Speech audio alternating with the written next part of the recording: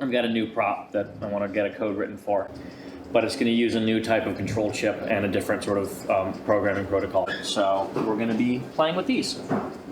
Yeah. Oh my 4-channel. Tiny. Yep, it's so tiny. It's like a cereal flake. Mm-hmm. Like something that you would get in like a bowl of Lucky Charms or something. It's like, well, I better get that. Yeah. All right, I believe this is newest version of code here. Sick. Right? Doesn't it look so much good, better? Imagine, like, 40 years ago, this thing wouldn't just be like, this would be like inset in a wall, and there would be a whole room behind it. Oh yeah. To do what this is doing. Yep. And now it's just a board. Yep. You have to go in from the back now. I short up the sides and top, so.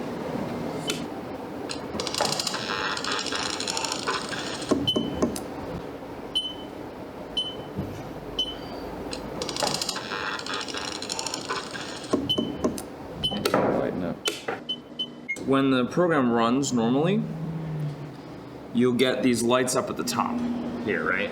They kind of like line up. And then what's supposed to happen after that is that a light will come up from the bottom and go into one of these tracks. And that's depending on the position of these switches. I call these movement things particles, like particle effects. It's basically an animation that runs. Yeah.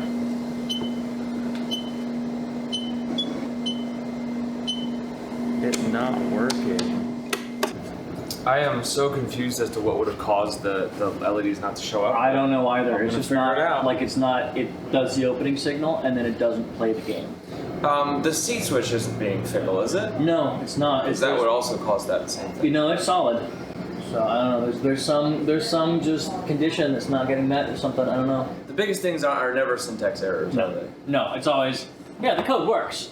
You wrote the code correctly. It's just you didn't write it to do what you want it to do. Right. Yeah. Right. So. All right. Put in a bunch of lines to tell me some things. Hopefully they'll tell me what I want to know. I'm gonna see if I can trigger this.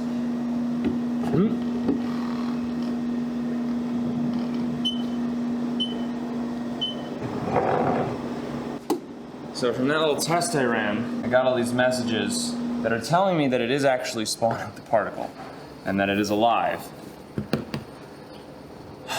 Now I just gotta figure out why I can't see it. And then, you just do this over and over again until you find what's not working. Ah. And I think I know where that problem is. It turns out that it's not moving. That would solve my problem.